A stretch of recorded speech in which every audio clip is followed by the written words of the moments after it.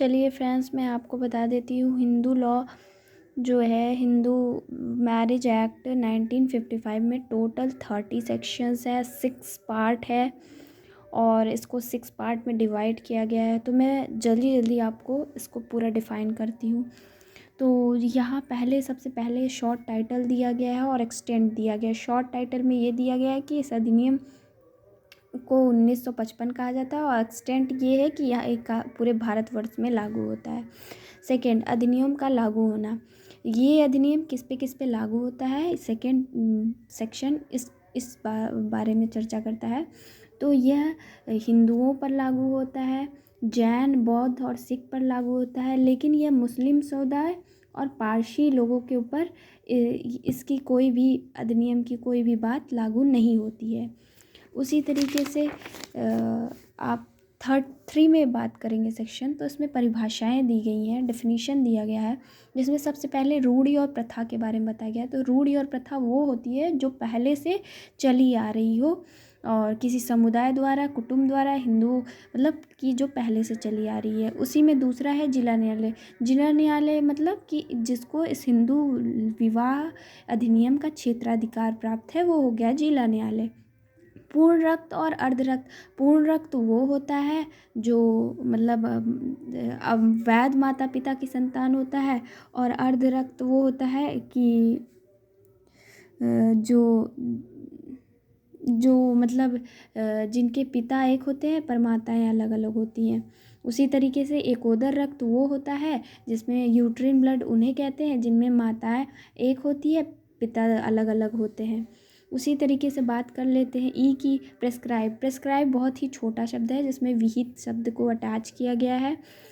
सपिंड नातेदारी। सपिंड नातेदारी मतलब होता है कि जिसमें माता की माता और मतलब सपिंड मतलब नातेदारी में जिसमें 5 पीढ़ी तक होता है कि मतलब 5 पीढ़ी तक माता की तरफ से और 3 पीढ़ी तक सपिंड में पिता की तरफ से होता है। प्रतिशिद्ध नातेदारी क्या होती है?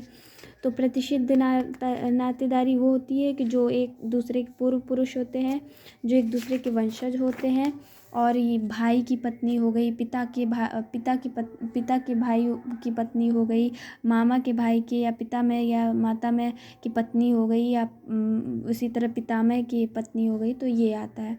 उसी तरीके से भाई बहन, चाचा चाची, भतीजा भतीजी, मौसा मौसी, ये जो हो गए, फूफा फूफी, सब आते हैं इसके अंदर। चौथे अधिनियम में कहा गया है कि ये अधिनियम कहाँ पर लागू होगा। तो ये अधिनियम मतलब इस प्रवृत्ति विधि पर लागू होता है, लेकिन इससे पहले के जो अधिनियम बने हैं उस पर लागू नहीं होगा। उसी तरीके से इस धारा की कोई बात अगर इसमें लिखी गई है, अगर कोई अधिनियम इसको प्रभावित करता है तो ये शून्य हो जाएगा, वॉइड हो जाएगा।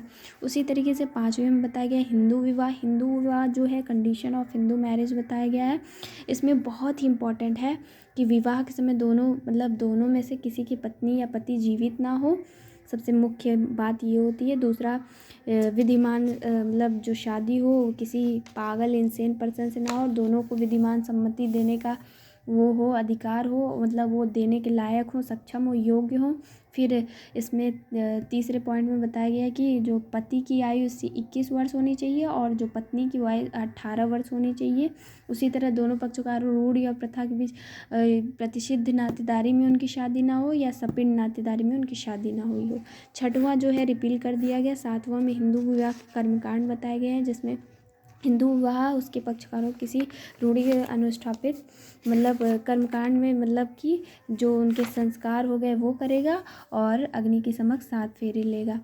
8वें में ये बताया गया हिंदू विवाह को रजिस्ट्रीकरण। बहुत ही आसान शब्दों में आपको हिंदू विवाह का रजिस्ट्रीकरण बताऊंगी, जिसमें हिंदू विवाह का रजिस्ट्रीकरण में पहले में ये कहा गया है कि जो राज्य विहित करे, उस राज्य चाहे तो किसी को मतलब ये गठित कर सकता है कि हिंदू विवाह का रजिस्ट्रीकरण करना है कि नहीं करना है। दूसरे में बताया गया है कि अगर राज्य सरकार चाहे तो किसी को कह सकता है कि आप क्या कहते हैं कि अपना मैरिज सर्टिफिकेट बनवाइए। तीसरे में यह कहा गया है कि यह अधिनियम बना के उसे विधानमंडल के समय पेश करना पड़ेगा अगर इसमें कुछ संशोधन चाहता है।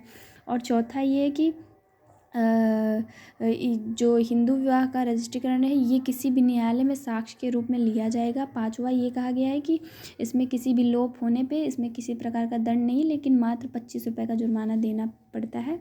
उसी तरीके से सेक्शन 9 और 10 दाम्पत्य अधिकारों को प्रतिस्थापन और न्यायिक पृथक्करण की बात करता है, रेस्टोरेशन ऑफ कंजुगल राइट्स और जुडिशियल सेपरेशन। तो दोस्तों दाम्पत्य अधिकारों को प्रतिस्थापन को सरल शब्दों में बताना चाहूँगी कि जब पति पत्नी एक दूसरे के साथ सहवास नहीं कर रहे हों तब। और उसी तरह न्यायिक पृथक्करण ये होता है कि ये किसी पक्षकार को अलग रहने के लिए न्यायालय द्वारा किया जाता है।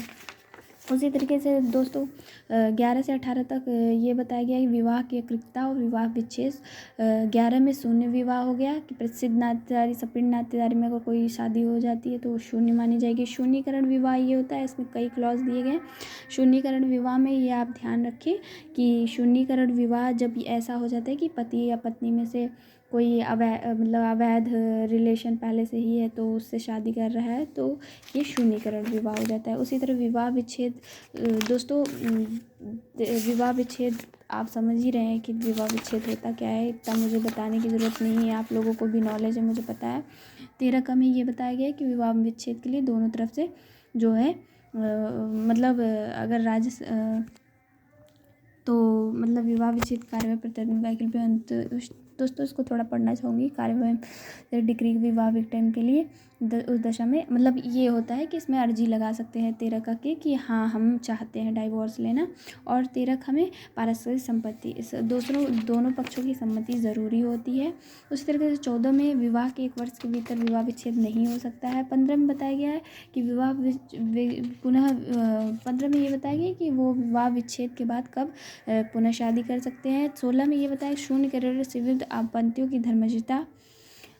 तो शून्य और शून्यकरण विवाहों के आपत्तियों की धर्मजिता जन्मा जो व्यक्ति बच्चा होगा वो वैध ही माना जाएगा, चाहे शून्य से हुआ चाहे शून्यकरण से हुआ। द्विविवाह के लिए दंड। अब 17 में द्विविवाह के लिए बाइगैमी के लिए दंड बताया गया है जो कि आईपीसी की धारा 494 से वो होता है। और उसी तरह 18 में बताया गया हिंदू विवाह कतिपय अन्य शर्तों के उल्लंघन में दंड बताया गया है। उसी तरह दोस्तों बात कर लेते हैं 19